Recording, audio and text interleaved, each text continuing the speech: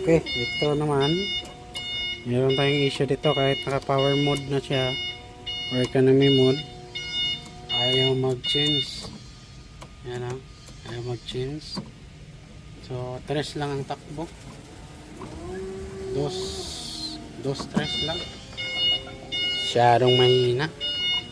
So, check natin yung pinakaunang i-check natin is yung sensor ng mass.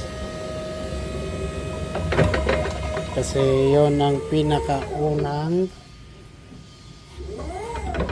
magagalaw. So check natin muna. Baka nga doon.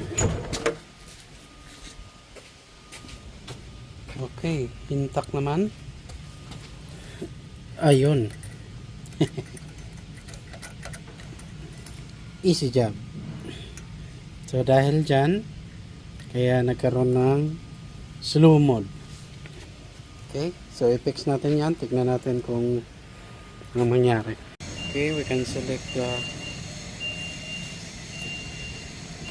power, economy, and slow mode. So what the sensor do on this one is a safety device that to protect the load during traveling. If you are traveling with the high mass like this, if the mass is so high, it will change to low because of this sensor, and the speed on this one will go slower.